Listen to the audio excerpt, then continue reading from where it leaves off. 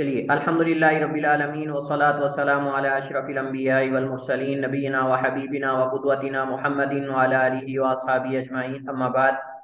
हमने कुर्बानी के अहकाम और मसाइल जो हैं वो शुरू किए हुए हैं, और आज हमारे पास इसका आखिरी हिस्सा है जिसमें हम कुर्बानी कितने दिन तक हो सकती है ये मसला पढ़ेंगे, और इसके साथ कुछ दीगर मसाइल। कुर्बानी के जो है वो गाय में कितने हिस्से हैं, ऊँट में कितने हिस्से हैं, और एक घर वालों की तरफ से कितनी कुर्बानियां जो हैं वो किफ़ायत कर जाती हैं। कुछ मसाइल के हम नोट से पढ़ेंगे इंशाल्लाह, और कुछ जो है वो किताब से इंशाल्लाह हम पढ़ेंगे आज के लेक्चर में। तो सबसे पहले हम तो कुर्बानी कितने दिन हो सकती है इस हवाले से जो फुकहा के दरमियान इख्तिलाफ है उसको पढ़ते हैं, और इस इख्तिलाफ में दलाइल और राजे क्या है इंशाल्लाह इसको हम जानने की कोशिश करेंगे। तो जैसा कि मारूफ है कि इस मसले के अंदर दो कौल हैं। पहला कौल यह है कि कुर्बानी करने के 3 दिन हैं, ईद का दिन और अय्याम तशरीक के 11, 12 और 13, यानी ये 3 दिन इसके अलावा भी हैं।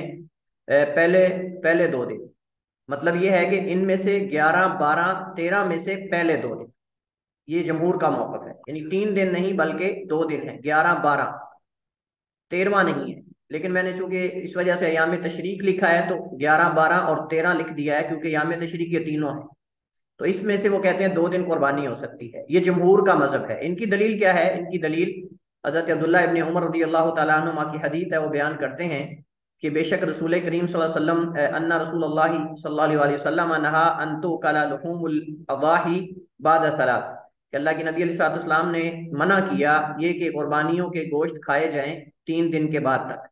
काला सालिम, सालिम कहते हैं फ़कान अब्न उमर, तो थे अब्दुल्ला इब्न उमर, ला याकुलु लुहूम अल अदाही फौका सलात, नहीं वो खाते थे कुर्बानियों के गोश्त या कुर्बानी के गोश्त फौका सलातिन 3 दिन से, यानी 3 दिन से ऊपर जो है वो इस हदीस पर अमल करते हुए अब्दुल्ला इब्न उमर रज़ी अल्लाह तआला अन्हुमा जो है वो कुर्बानी का गोश्त नहीं खाते थे, बल्कि जो है वो दूसरों के अंदर तकसीम कर देते थे, और जो अपने लिए रखते थे उसको 3 दिन से पहले पहले खत्म करते थे। वजह इस्तदलाल ये है कि अगर चौथा दिन भी कुर्बानी होती तो रसूल करीम अलैहिस्सलाम 3 दिन से ज्यादा गोश्त खाने की भी इजाजत दे देते। इसका मतलब यह है कि 3 दिन तक कुर्बानी हो सकती है, ये इन्होंने इससे इस्तदलाल किया है। और 3 दिन आप जानते हैं कि कुर्बानी का दिन यौम नहर जो है उसको शामिल करके बाकी 2 दिन मिलाएं तो 3 दिन बनते हैं। तो अगर वो कहते हैं चौथे दिन कुर्बानी का गोश्त खाना जायज नहीं, तो फिर कुर्बानी कैसे जायज है? ये गोया कि इस हदीस से एक तरह का इस्तदलाल है। बाद सहाबा इकराम रिज़वानुल्लाह अलैहिम अजमईन से इसके यानी दिन खास करना साबित है। यानी सहाबा इकराम से मरवी है कि उन्होंने ये दिन खास किए हैं, और वो यौम ईद और उसके बाद 2 दिन। और ये राय से जो है वो मुमकिन नहीं बल्कि मरफू के हुक्म में है। कहते हैं कि सहाबा इकराम जो है वो अपनी राय से ऐसा नहीं कर सकते कि वो कुर्बानी के बाद 2 दिन जो है वो अपने लिए मुतय्यन कर लें और तीसरे दिन ना करें। यकीनन उनके पास जो है वो इस बारे में कोई नबी करीम अलैहिस्सलाम की दलील या नस मौजूद है। दूसरा कौल ये है कि कुर्बानी करने का वक्त अयाम तशरीक के आखिरी दिन की शाम तक जाता है। आखिरी दिन की शाम तक, यानी 13 की शाम तक, 13 की शाम तक जो है ये कुर्बानी का वक्त जाता है। ये दूसरा कौल है। जबकि पहले कौल के अंदर अयाम तशरीक में से 2 दिन, इसके अंदर जो है वो ये है कि मुकम्मल जो 3 दिन हैं ईद के बाद वाले भी, वो भी इसके अंदर शामिल है। ये किनका मजहब है? ये शाफिया का मजहब है, हनाबिला और सलफ सालेहीन की एक जमात का कौल है। और शेखुल इस्लाम इब्न तैमिया, अल्लामा इब्नुल क़य्यिम, इमाम शौकानी, इब्न बाज, अल्लामा इब्न उसैमी रहमहुल्लाह जमीअन, इन सब का भी मौक़िफ़ यही है कि कुर्बानी जो है तमाम अयाम तशरीक में की जा सकती है। और अयाम तशरीक की इंतहा जो है वो 13 की शाम को सूरज गुरूब होने से पहले पहले उसकी इंतहा होती है। इनकी क्या दलील है? इनकी दलील हजरत जुबैर बिन मुतइम रज़ी अल्लाह तआला अन्हु की हदीस है। अल्लाह के नबी अलैहिस्सलाम से वो बयान करते हैं कि नबी करीम अलैहिस्सलाम ने फरमाया, वकुल्लु मिनन मनहरुन, कुल्लु मिनन मनहरुन, और पूरे का पूरा मिना नहर की जगह है। यानी आप जरूरी नहीं है कि मिना में मखसूस मुकाम पे कुर्बानी करें कि मैंने फलां जगह ही करनी है, बल्कि मिना में पूरे मैदान में जहां भी मुमकिन हो, मुयस्सर हो, वहां कुर्बानी की जा सकती है, क्योंकि पूरा मीना ही ये नहर यानी कुर्बानी की जगह है। बिल्कुल ऐसे जैसे नबी करीम अलैहिस्सलाम ने फरमाया कि पूरा जो अरफात है वो वकूफ की जगह है, जहां भी किसी के लिए मुयस्सर और मुमकिन हो वहां वकूफ कर ले। वकुल्लु अय्याम तशरीकी ज़ब्हुन, वकुल्लु अय्याम तशरीकी ज़ब्हुन, और तमाम के तमाम अय्याम तशरीक जो हैं सारे के सारे वो ज़ब्हुन, यानी वो ज़बा करने के अय्याम हैं और ज़बा करने के दिन हैं। इनके अंदर कुर्बानी ज़बा की जा सकती है। और ये हदीस मुस्नद अहमद में सही इब्न हिब्बान में और मुजमुल कबीर तबरानी वगैरह में मौजूद है और इसकी सनद सही है, और इसकी सनद जो है वो सही है। अब गुज़श्ता उलमा ने जो है वो मौक़िफ़ क्यों इख्तियार किया, 2 दिन वाला, 3 दिन वाला इख्तियार क्यों नहीं किया? हो सकता है उन तक की हदीस ना पहुंची हो, और ये भी हो सकता है कि ये हदीस उनके यहाँ जो है वो सही ना हो, या फिर बुखारी मुस्लिम की जो सही हदीस है उसके खिलाफ उनको महसूस होती हो, तो इस वजह से उन्होंने इस मौक़िफ़ से जो है वो गुरेज किया है या इनहिराफ किया है। दूसरा इनकी दलील ये है कि अय्याम तशरीक के तीनों दिन अय्याम मिना है। अय्याम तशरीक के तीनों दिन अय्याम मिना है और मखसूस हैं। अय्याम तकबीर और जिक्र और खाने पीने और रोजा ना रखने के दिन है, लिहाजा इनमें 2 को बिला दलील खास कर लेना, बाकी के लिए 1 को छोड़ देना दुरुस्त नहीं है। हाँ, 2 को खास कर लेना और कुर्बानी के लिए 1 को छोड़ देना ये दुरुस्त नहीं। यानी आप बाकी कामों के लिए तो तीनों को शुमार करते हो कि ये तीनों दिन जो हैं अय्याम तशरीक के, ये अय्याम अक्लिन व शुर्बिन व ज़िक्रिन लिल्लाह, कि ये खाने के पीने के और अल्लाह के जिक्र के अय्याम है, जैसे हमने पीछे हदीस पढ़ी थी। लेकिन आप उसमें से कुर्बानी को मुस्तस्ना कर देते हो। तो कुर्बानी को जो है वो किस बुनियाद पे मुस्तस्ना कर रहे हो, जबकि ये तीनों दिन ही खाने पीने के। तो जब खाने पीने के दिन है तो यकीनन उसके अंदर इस बात की तरफ इशारा मौजूद है कि कुर्बानी का गोश्त खाया जा सकता है। बाकी जो हजरत अब्दुल्ला बिन उमर रजी अल्लाह तआला अन्हु की हदीस है, उस बारे में इन्होंने क्या जवाब दिया है? कहते हैं कि रहा अब्दुल्ला बिन उमर रजी अल्लाह तआला अन्हु की हदीस से इस्तदलाल करना, तो इसका जवाब ये है कि वो हुक्म मनसूख है। ये पहले था, अल्लाह के नबी अलैहिस्सलाम जो है वो आगाज में गोश्त को रखने से, जखीरा करने से मना करते थे जब फकर फाका आम था, यानी लोगों के अंदर फकर और फाका था, माल बहुत कम था और खाने को बहुत कम मिलता था। तो उसके बाद जब अल्लाह ताला ने फुतूहात का सिलसिला वसी किया, मुसलमानों के पास जो है वो खाना पीना वाफिर मिकदार में हुआ, तो उस वक्त अल्लाह के नबी अलैहिस्सलाम ने जो है वो गोश्त को जमा करने की और जखीरा करने की इजाजत दे दी। कुर्बानी का गोश्त जखीरा कर सकते हैं।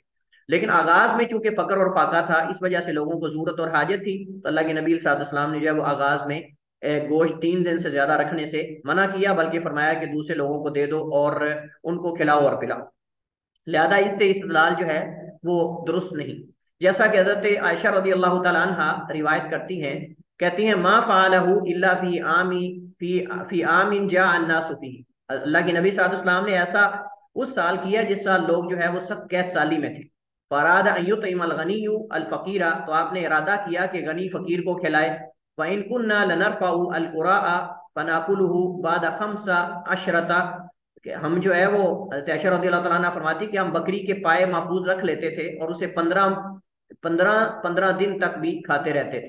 फनाकुलहु, हम उसे खाते थे, बाद खम्सा अशरता, यानी 15 दिन के बाद तक भी हम खाते रहते थे। और ये सही बुखारी की हदीस है। ये भी हज़रत आयशा रज़ियल्लाहु तआला अन्हा नबी अलैहिस्सलाम के घर के हालात के बारे में ज्यादा बेहतर जानती हैं, तो वो बयान कर रही है कि इसकी वजह है।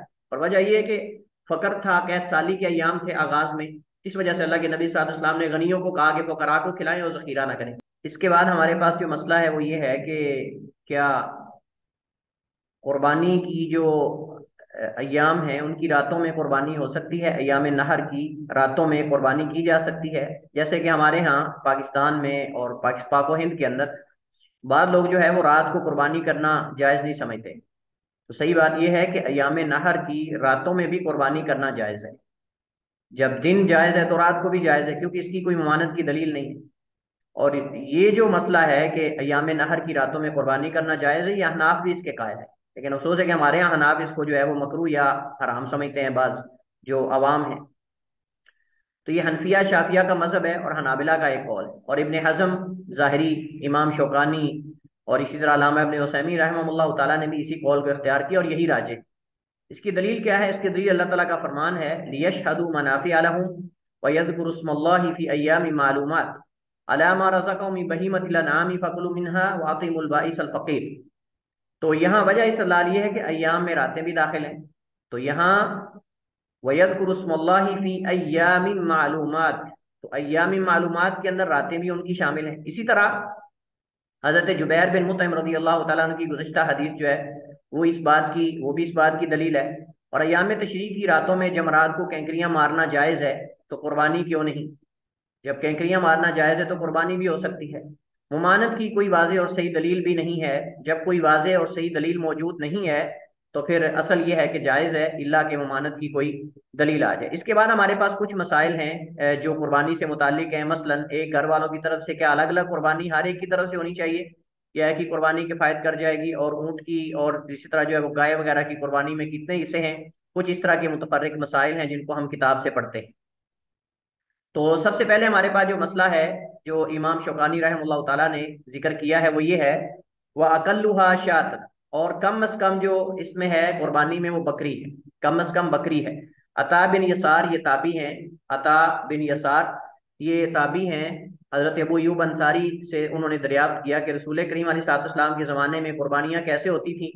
तो उन्होंने कहा कि कान रजुलु फी अहदी नबी सल्लल्लाहु अलैहि वसल्लम युदही बिशाति अनहु व अन अहली बैतिही, कि अहद रिसालत में नबी करीम अलैहिस्सलाम के ज़माने में आदमी जो है वो एक बकरी की कुर्बानी करता था अपनी तरफ से और अपने घर वालों की तरफ से, यानी अपने और अपने घर वालों की तरफ से एक ही कुर्बानी की जाती थी।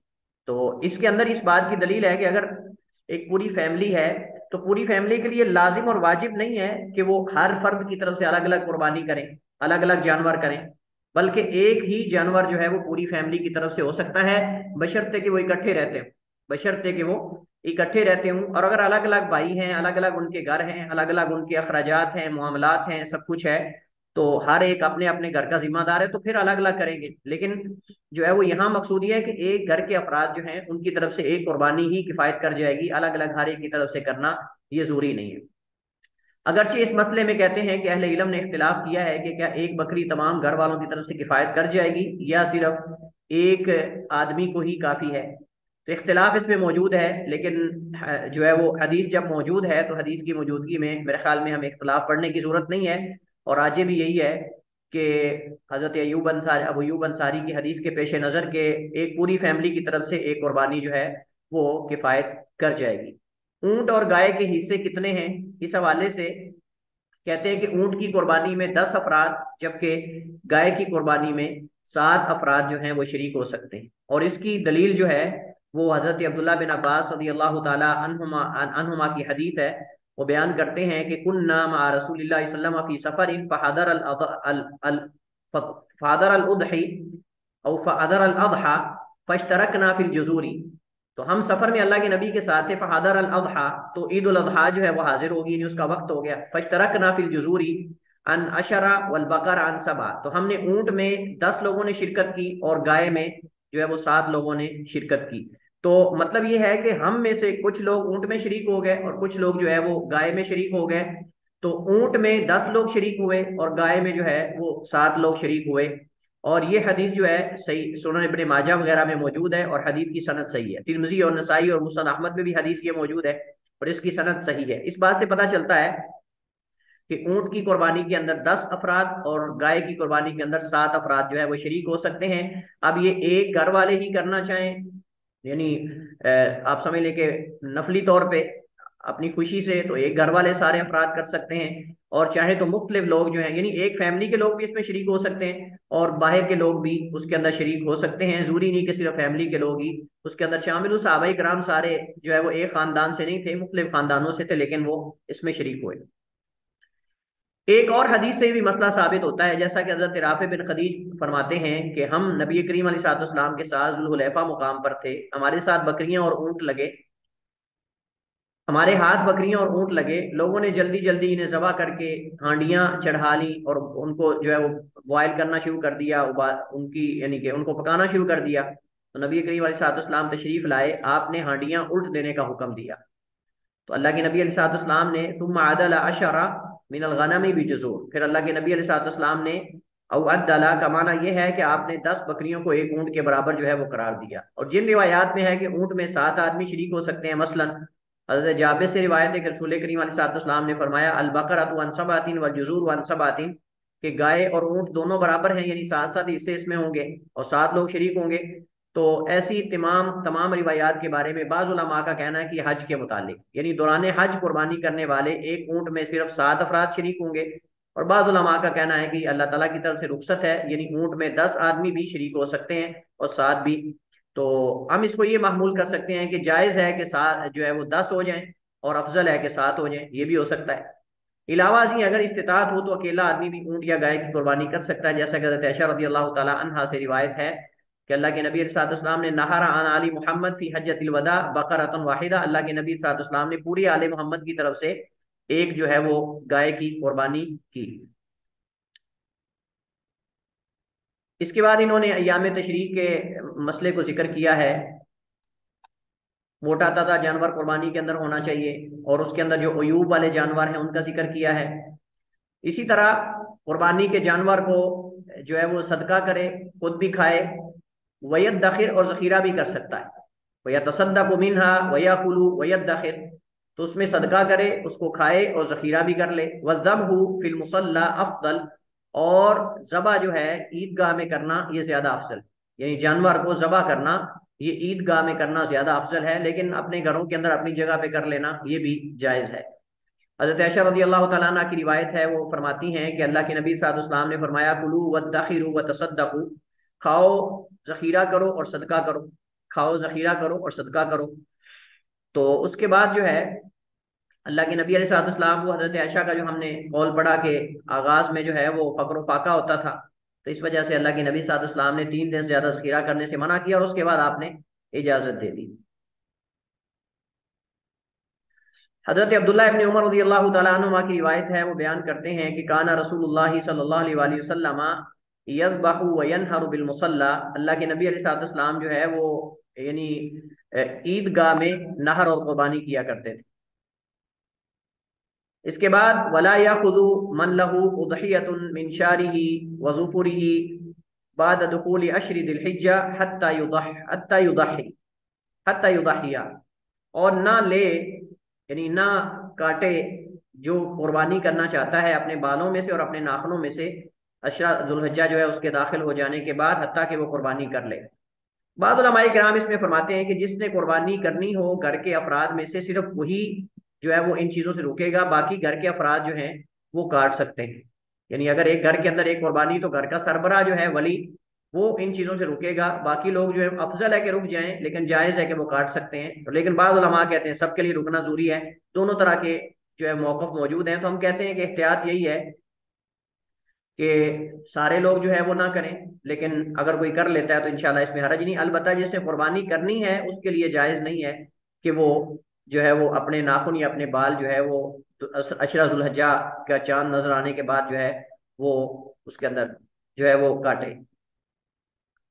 इसके बाद एक मसला है, वो ये है कि जो कुर्बानी का इरादा ना रखता हो, क्या वो भी बाल और नाखून ना काटे?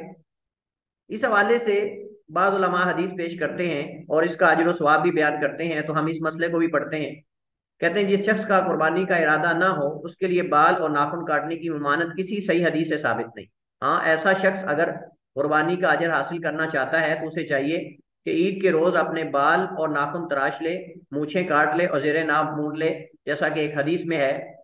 हजरत अब्दुल्लाह बिन अमर बिन आस रज़ी अल्लाह तआला अन्हु की हदीस है, वो बयान करते हैं कि नबी करीम अलैहिस्सलाम ने फरमाया, मुझे यौमुल अज़हा को ईद का हुक्म जो है वो दिया गया है। उसे अल्लाह ताला ने इस उम्मत के लिए मुकर्रर फरमाया है कि एक आदमी ने अर्ज किया, हत्ता कि एक आदमी ने अर्ज किया कि आप मुझे बतलाएं, अगर मैं कुर्बानी के लिए मुअन्नस दूध देने वाली बकरी के सिवा ना पाऊं तो क्या उसकी कुर्बानी कर लूं?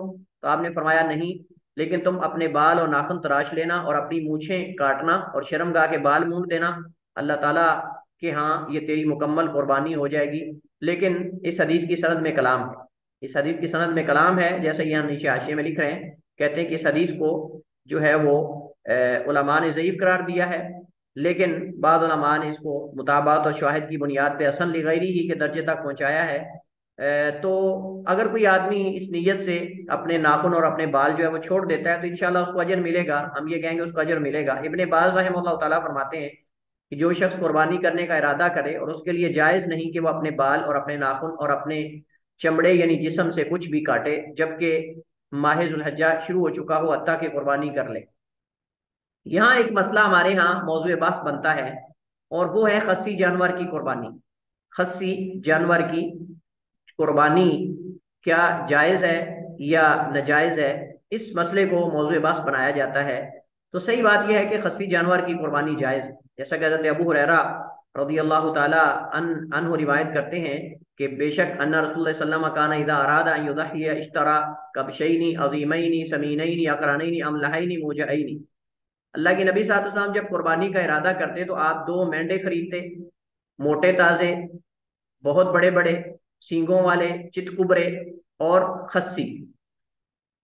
खस्सी जानवर करने में बाज लोगों ने जिक्र किया है और उलमा भी जिक्र करते हैं कि इससे जो गोश्त है उसके अंदर से स्मेल नहीं आती, तो ये कुर्बानी के गोश्त को पाकीज़ा करने का जरिया है कि ऐसा जानवर खरीदा जाए कि जो खस्सी हो। लेकिन खस्सी करना जानवर को ये जायज़ नहीं है। खस्सी करना जायज़ नहीं, बाद उलमा कहते हैं कि ये जायज़ नहीं है। अलबत्ता अगर कोई खस्सी हुआ जानवर मिल जाता है तो फिर उसको जो है वो कुर्बानी पे किया जा सकता है। लेकिन सवाल ये है कि अगर खस्सी करना जायज़ नहीं है तो खस्सी किया गया जानवर कहाँ से मिलेगा? खस्सी किया गया जानवर कहाँ से मिलेगा? तो बहरहाल हम कहेंगे कि खस्सी जानवर को करना मकरूह है, और हराम तो नहीं, मकरूह है, से बचना चाहिए। और रहा मसला कुर्बानी में खस्सी जानवर के करने का, तो इसमें कोई हरज नहीं है। हजरत जाबिर बिन अब्दुल्लाह रज़ी अल्लाह तआला अन्हुमा से रिवायत है, वो बयान करते हैं कि ज़बह नबी सल्लल्लाहु अलैहि वसल्लम यौम ज़ब्ही का बिशैइन यकरनैन अमलहैन मुजअैन, अल्लाह के नबी अलैहि सल्लल्लाहु अलैहि वसल्लम ने दो मेंढे जो हैं सींगों वाले, चितकुबरे और खस्सी जो हैं वो आपने ज़बह किए। और ये दोनों हदीसें जो हैं, इनमें से पहली हदीस सुनन इब्ने माजा में है और इसी तरह दीगर कुतबे हदीस में, और ये सही है। दूसरी हदीस जो हजरत जाबिर की है ये ज़ईफ है। हजरत जाबिर की हदीस जो है वो ज़ईफ है। बाकी रहा मसला भैंस की कुर्बानी के हुक्म का, क्या भैंस की कुर्बानी जो है वो हो सकती कि नहीं, तो ये मसला मैंने कल इसके अंदर जो है वो जिक्र कर दिया राजे। लेकिन साहब किताब कह रहे हैं जी भैंस की कुर्बानी ना की जाए, बल्कि सुन्नत के मुताबिक ऊंट, गाय, भेड़ और बकरी से कुर्बानी जो है वो करनी चाहिए। तो ये खिलाफ औला हम कह सकते हैं कि दीगर जानवर जो है जो बहीमतुल अनाम में बिलौला शुमार होते हैं उनकी कुर्बानी करनी चाहिए। लेकिन हम कहते हैं कि अगर कोई जो है वो ऐसा शख्स है कि जिसको मुयसर ना हो सके, या उसके पास हैं ही सारी भैंसें और उसको दूसरा कोई जानवर मुयसर नहीं आ सका और वो कर लेता है, तो इंशाल्लाह उसकी कुर्बानी जो है वो हो जाएगी। अच्छा, इसके बाद एक मसला है कि किस दिन कुर्बानी करना ज्यादा अफजल है, इन दिनों में से किस दिन कुर्बानी करना अफजल है। हमने ये तो तय कर लिया कि कुर्बानी जो है वो अय्याम तशरीक और यौम नहर और अय्याम तशरीक के अंदर कुर्बानी हो सकती है, यानी 10 जुल्हज्जा को और 10 के बाद 11, 12 और 13, इन तीनों अय्याम के अंदर, ईद के बाद वाले के अंदर भी हो सकती है, यानी 13 की शाम तक सूर्य गुरूब होने से पहले पहले हो सकती है। लेकिन इनमें से अफजल किस दिन है? तो अक्सर उलमा का मौक़िफ़ यही है कि पहले दिन की कुर्बानी अफजल है, क्योंकि नबी करीम अलैहिस्सलाम की आदत मुबारक रही है और इसी पर आपका अमल, खुलफा का भी इस पर अमल रहा है कि अक्सर वो जो है वो कुर्बानियाँ 10 को पहले दिन ही करते थे। और अल्लाह के नबी अलैहिस्सलाम जो है मदीना में 10 साल रहे और कुर्बानी करते रहे, और आपने जो है वो इसी दिन की हज्जतुल वदा के मौका पर अल्लाह के नबी सल्लल्लाहु अलैहि वसल्लम ने 100 ऊँट कुर्बान किए। इन सब कुर्बानियों में आप सल्लम का हमेशा मामूल यही रहा कि आप पहले दिन कुर्बानी करते थे। और इस बारे में अहादीस भी मौजूद हैं, जैसा कि हजरत बरा बिन आसिफ रज़ी अल्लाह तआला अन्हु की हदीस है। कहते हैं काला काला नबी सल्लल्लाहु अलैहि वसल्लम इन्ना अव्वल मा नब्दउ बिही फी यौमिना हाज़ा नुसल्ली तुम्मा नरजिउ फननहरु फमन फ़अला फ़क़द असाब सुन्नतना, कि बेशक आज हम जो सबसे पहला काम करेंगे ना अपने इस दिन में, यानी कुर्बानी और ईद उल अज़हा के दिन, वो हम नमाज पढ़ेंगे, फिर हम लौटेंगे, पनन हारू कुर्बानी करेंगे, यानी ऊँटों को नहर करेंगे। पमन फालहू, जिसने ये काम कर लिया, फ़कत असाब सुन्नतना, तो हमारी सुन्नत को पहुंच गया, यानी उसने हमारी सुन्नत पर अमल कर लिया और उसके मुताबिक उसने अमल किया। तो इस हदीस से पता चलता है कि नबी करीम अलैहिस्सलाम जिस दिन नमाज ईद पढ़ते उसी दिन कुर्बानी करते। और ये चीज़ जो है वो अय्यां और वाज़ेह है, और ये तो अकल का भी तकाजा है, शरीयत का भी तकाजा है कि जब शरीयत रुख्सत रख देती है तो उसमें अजीमत पे अमल करना ज्यादा अफजल होता है। जैसा कि अब अय्याम जो तशरीक हैं उनके अंदर कुर्बानी करने की इजाजत तो रखी गई है, लेकिन यानी ये बात अकल में भी समझ आने वाली है और शरीयत भी ये बात कहती है कि पहले दिन में कुर्बानी करना ज्यादा अफजल है, क्योंकि उस बारे में रिवायात भी बाकायदा मौजूद हैं उस दिन के बारे में। जैसा कि हजरत अब्दुल्ला बिन क़रत रज़ी अल्लाह तआला अन्हु अल्लाह के नबी से बयान करते हैं कि इन्ना आज़मल अय्याम इंदल्लाहि यौमुन नहर तुम्मा यौमुल क़र, कि बेशक अल्लाह ताला के यहाँ सबसे अजीम दिन जो है वो यौमुन नहर का है, और उसके बाद जो है वो दूसरा दिन यौमुल क़र, यानी दूसरा दिन है। तो मज़कूरा बाला दलाइल से मालूम हुआ कि अय्याम ईद में से अफजल दिन पहला है, और नबी करीम अलैहिस्सलाम की आदत मुबारक भी इसी दिन कुर्बानी करने की थी, और इसी में ही कुर्बानी करने का एहतमाम करना चाहिए। और लेकिन अगर कोई उज़र हो, या वैसे एक आदमी एक से ज़ायद कुर्बानियाँ करना चाहता है, तो वो समझता है कि मैं पहले दिन कुछ कर लूँ और बाकी दिनों के अंदर उनको डिवाइड और तकसीम कर लूँ, तो कोई हरज नहीं इसके अंदर। कुछ आदाब हैं ज़बह करने के, जानवर को किबला रुख लेटाना वगैरह। ऊँट को नहर करना चाहिए, क्योंकि आप गले पे छुरी चलाएंगे तो मसला है। बाद लोग जिनको जाहिल, जिनको पता नहीं होता, वो गले पे छुरी चलाते हैं, ऊँट भाग जाता है।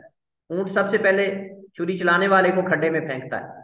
ऊँट जो है वो छुरी चलाने वाले को सबसे पहले खड्डे में फेंकता है। तो इस वजह से ऊँट का तरीका उसकी गर्दन पे छुरी चलाना नहीं है, बल्कि उसमें अफजल यह है कि उसको, उसकी टांग को बांध के टांगों को उसको नहर किया जाए। और नहर करने से ऊँट जल्दी गिर जाता है, ना कि उसकी गर्दन से छुरी चलाई जाए जैसे दीगर जानवरों को ज़बह किया जाता है। और ऐसी कई वीडियोस मौजूद हैं कि बाद लोग जो है वो नहर करने की बजाय उसको ज़बह कर रहे होते हैं जैसे दीगर जानवरों को किया जाता है, और वो ऊँट ज़बह करते करते उठ के भाग पड़ता है या उसको पहले सबसे फेंकता है नीचे। और अल्लाह के नबी सल्लल्लाहु अलैहि वसल्लम ने हमेशा नहर किया है और नहर करने का ही कहा है। तो नहर ही जिक्र है, फसल्लि रब्बी का वनहर। और इसी तरह हदीस के अंदर भी नहर का जिक्र है, जैसा कि हदीस यहाँ जिक्र की गई है, तो इस वजह से नहर ही करना चाहिए। छुरी चलाते हुए कौन सी दुआ पढ़नी चाहिए? बिस्मिल्लाह अल्लाहु अकबर, बिस्मिल्लाह अल्लाहु अकबर।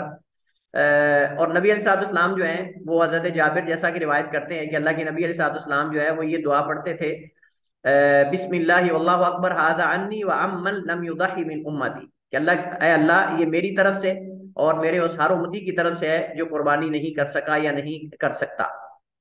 एक जगह आपने फरमाया अल्लाहुम्मा तकब्बल मिन मुहम्मदिन व आली मुहम्मदिन व मिन उम्मति मुहम्मदिन, ऐ अल्लाह इस कुर्बानी को मोहम्मद करीम से और आपकी आल से और आपकी उम्मत से कबूल फरमा। सुनन नबी दाऊद की रिवायत में कि रसूल करीम अलैहिस्सलाम ने ईद के रोज मेंढे कुर्बान किए और जब इन दोनों को किबला रुख लेटाया तो आपने ये कलिमात भी पढ़े कि वज्जहतु वजही लज़ी फ़तरा समावाति वल अर्द हनीफ़ा वमा अना मिनल मुशरिकीन इला आखिरिल आयत। तो ये आपने जो है वो आयत पढ़ी और उसके बाद आपने फरमाया बिस्मिल्लाहि वल्लाहु अकबर, और आपने जानवर की गर्दन पे जो है वो छुरी चला दी। जानवर खुद जबा करना चाहिए, ये मसला हम पढ़ चुके हैं। अल्लाह के नबी सल्लल्लाहु जो है वो खुद इसमें हिस्सा लेते थे, और जब तादाद ज्यादा होती तो आप सल्लम जो है वो कुछ खुद जबा करते थे और कुछ जो है वो अली रज़ी अल्लाह तआला अन्हु या दीगर सहाबाए कराम जो है उनकी ड्यूटी लगा देते थे। कुर्बानी की खालों का मसरफ क्या है? आजकल तो ये मामला खत्म हो चुका है, क्योंकि एक ज़माना था, खालों की बहुत कीमत होती थी और खाले लेने के लिए जो है वो लेने वाले लड़ते थे। मुख्तलिफ तंजीमें, मुख्तलिफ जो है वो इदारे और मुख्तलिफ जो है फाउंडेशन, वो खाले लेने के लिए आपस में जो है वो लड़ाई भी करते थे। लेकिन अब गुज़श्ता सालों से हम देख रहे हैं कि खाल की कीमत जो है बिल्कुल ना होने के बराबर है, तो अब उनको को पूछता ही नहीं। तो खालों का मसरफ असल क्या है? कहते हैं कि कुर्बानी की खालों का भी वही मसरफ है जो कुर्बानी के गोश्त का है। यानी जैसे कुर्बानी का गोश्त खुद भी खाया जा सकता है, दूसरों को भी खिलाया जा सकता है, सदका भी किया जा सकता है, इस तरह खाल को खुद भी इस्तेमाल किया जा सकता है, किसी दूसरे को भी इस्तेमाल के लिए दी जा सकती है और सदका भी की जा सकती है। लेकिन उसको बेच कर उसकी कीमत इस्तेमाल करना, ये असल मसला महल नजर है। उसको बेच कर उसकी कीमत को खुद खा लेना, इस्तेमाल कर लेना, ये मसला महल नजर है और इससे बचना चाहिए। बाकी घर का कोई मशकीज़ा बनाना हो, जैसे हज़रत आयशा रज़ी अल्लाह तआला अन्हा ने, ये इन्होंने हदीस जिक्र की है हज़रत आयशा रज़ी अल्लाह तआला अन्हा के हवाले से, लंबी हदीस है कि वो कहती कि हम उससे मशकीज़े बना लेते थे और उसको इस्तेमाल करते थे और चर्बी उसकी पिघला लेते थे, जो चर्बी बचती थी। तो यानी खाल को भी इस्तेमाल कर लेते थे घर के अंदर, गोश्त भी इस्तेमाल करते थे, चर्बी भी इस्तेमाल कर लेते थे। तो इससे ये साबित होता है कि खालों का मसरफ जो है वो गोश्त का मसरफ है। गोश्त आप खुद भी खा सकते हैं, सदका भी कर सकते हैं, तो जखीरा भी कर सकते हैं। इसी तरह खाल जो है अब खाई तो नहीं जाती, लेकिन ये है कि इसको आप इस्तेमाल कर सकते हैं। अगर खुद इस्तेमाल नहीं करनी, किसी फकीर को दे दें। फकीर को नहीं दे सकते तो आप किसी ऐसी जगह दे दें जहां सदका वगैरह और सदकात के जो मसारिफ हैं या ज़कात के जो मसारिफ हैं उसको आप दे सकते हैं। इसके साथ ही कुर्बानी के अहकाम और मसाइल जो हैं वो हमारे साथ ख़त्म हुए। इसके बाद वलीमे के अहकाम और मसाइल हैं, इंशाअल्लाह उनको हम पढ़ेंगे। वल्लाहु ताला आलम व अहकम व सल्लल्लाहु अलैहि वसल्लम अला नबीना मुहम्मद व अला आलिहि व सहबिहि वसल्लम।